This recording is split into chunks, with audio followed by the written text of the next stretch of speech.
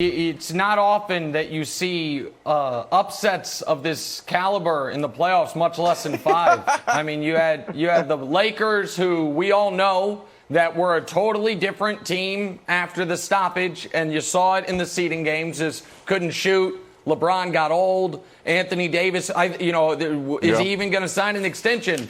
And the Blazers were healthy. And let me remind everyone, the healthy Blazers, that's a 3 or a 4 seed. The healthy Blazers, that's the best 8 seed in the history of the NBA playoffs. The healthy Blazers are LeBron's worst nightmare.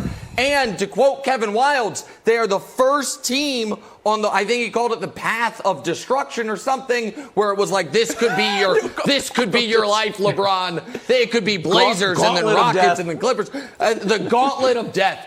And so to see the Lakers, Broussard, after losing game 1, whoop the Blazers in games 2, 3, 4, and 5. I don't know who in the world could have possibly predicted that. Except, of course, me, who predicted it from the very beginning and never strayed. So, I mean, I just think the Lakers, Broussard, I don't know if this quite matches LeBron's 3-1 comeback over the 73-win Warriors, but it's got to be neck and neck for level of upsets and shocks to see LeBron James' team. So I'm really impressed by that they were able to do it.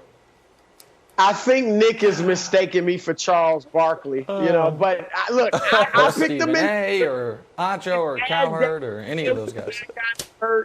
I think it may have gone 6.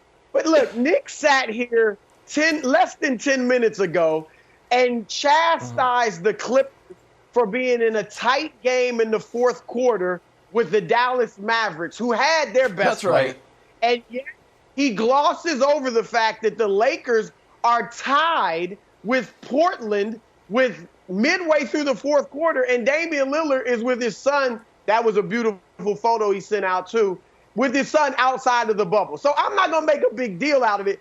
I just chuckle at how Nick... Just real quick, Broussard, I'll let you finish. Real quick, Broussard, I'm sorry, I'll let you finish. I'll make a wager with you real quick before you finish. I will bet you $10,000 to $1 the Lakers are not tied with the Blazers at any point of Game 6, like the Clippers were. 10,000 to 1 that at any point of Game 6 they're not tied because they're done. Right, because there's not going to be a Game 6 because they beat them in 5. That's all. But I'll be quiet. Don't let him take you there, Broussard. Yes, I'm not going to let him get in the weeds. I'm not going to let him. Look, I will say this, and I think Nick will agree with these 3 points. Here's what I liked about the Lakers. I'm not wildly impressed, as is Nick isn't either. I knew they beat the Blazers. But I like the fact that yesterday Anthony Davis was big in the fourth quarter. It was a tight game. He gives them 10 points in the last 7 minutes. Help LeBron close. He's got to do it consistently. Secondly, their free throw shooting. They hit 21 of 26 free throws, 82%. We know they're a bad foul shooting team. If they can just be somewhat close to 82% or consistent, that will be huge for them. So that was a good sign. And then Kentavious Caldwell-Pope, 4 of 9 from 3 yesterday, shot 40% from 3 during the series, 48% from 3 over the last 4 games. That was great because if you look at the box score yesterday, outside of LeBron and AD, no one else really gave him anything other than KCP, but KCP was consistent over the last 4 games. So KCP, if he can keep shooting, that's another good sign. They'll need someone else outside of their stars to hit shots. Well, Wiles, I'll let you defend your Blazers. For me, there's a few things that jumped out outside of that. Yeah, I'll let you do that. Number one, it was AD, another guy being overshadowed by all the other headlines. LeBron on the court, LeBron off the court. This guy goes for 43, helps close out that game. And he makes everything looks easy. There's another thing that was super impressive, right? Like, this is the guy that LeBron wanted. They patiently waited for AD. There was 2 big questions that we all had. One, will AD even come here? And 2, how would they gel? And Saturday night, their chemistry was on full display. And we talk about LeBron James all the time, like how smart he is. Oh, he's borderline genius when it comes to basketball. He has the brain like Kobe and Stockton and Magic. But, like, when do we see that? Like, what does that mean? I heard you for years, Chris, talk about this with other guys, covering basketball and covering the Lakers and covering the Heat and all the other teams LeBron played for. But tonight, Saturday, we saw it. This reminded me of Stockton and Malone, pick and roll, spacing, timing, patience, pace. Like, this guy was able to work with AD in a way that we don't see often in basketball, because now it's all about the three. These guys can do everything. They can play defense. They can play on the perimeter. They can play in the paint. They're using old school pick and roll to beat guys. And that starts with LeBron James and his genius. This play that's coming up here, like, to the average person, basketball watcher like me, it's like, oh, that's just LeBron James, taking advantage of a breakdown in defense. But when you look at it closely and you see McGee come over and pick and LeBron stop, wait for the timing and the spacing, you're like, wow, like, they really drew this up. This is basketball genius at its best right here, Chris. Well, that didn't look like Stockton and Malone. It looked like Lawrence Taylor and Carl Banks. That's the old school play there. And I know it's seal screens. I'm sorry. I know that seal screen has a name for it, so all of a sudden it's a clean play. But that is eventually going to be determined to be a moving screen. The league's going to look at it eventually. Let's put that in your prediction, fishbowl from Kevin Wildes. I'm just saying, you guys know that's an illegal play. Wait, America. Of the I'm sorry, Wildes, America. Wildes finally made a Lakers-Blazers prediction. It wasn't about who's going to win the series because he's too cowardly to go with his Blazers. Instead, it was about a rule change coming in 2027.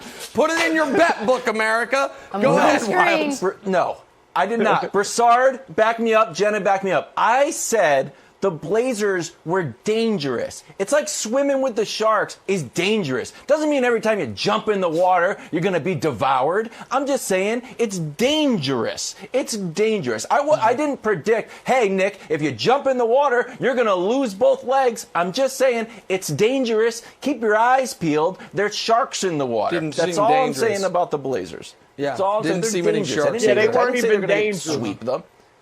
Yeah. They were dangerous. They were dangerous for a game. They were cute. Broussard, you like the Blazers. You like the Blazers. We were like Blazer buddies, you and I.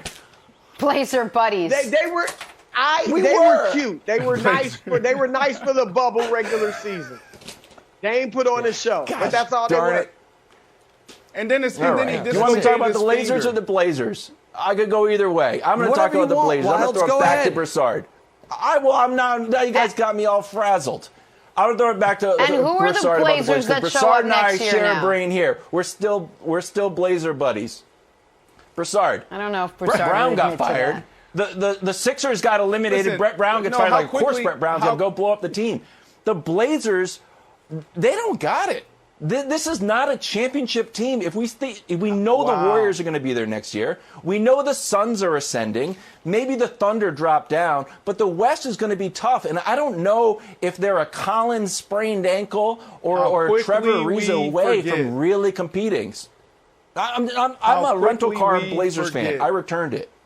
So, Broussard, what do you want to do to the Blazers next year? It was the biggest story in the bubble. Was Dame and the Blazers and Carmelo Anthony. He's back. He hit a game winner. And now all of a sudden, Dame has a dislocated finger. And now all of us forget that they actually had the best restart of anybody in the NBA. Of course, they're going to be blown out, and the Lakers are going to move on when Dame is hurt. Of course. But don't forget how awesome this story was in this whole restart. Come on, guys.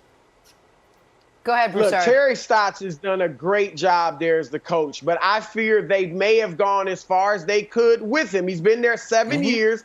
Not a lot of coaches in the league that long of a tenure when they haven't gotten you much further than he has. I know one time they made the conference finals. That was kind of a strange aberration with the bracket. But I just think they've got more talent than they're showing. Offensively, they're fine. I'd like to see a few more wrinkles. But defensively, they got to get better. And I just think, look at Dwayne Casey, Nick Nurse in Toronto, Steve Kerr, Mark Jackson in Golden State. Sometimes it's time for a different voice, a different freshness to take a team to another level. Because outside of Dame and CJ, they've got talent. Whiteside, Nurkic, if you keep Melo, they got some pretty good talent. Thanks for watching. Subscribe here to get the latest from the show. Also, be sure to check out more of the best clips from First Things First, or go watch a few segments from our other shows on FS1.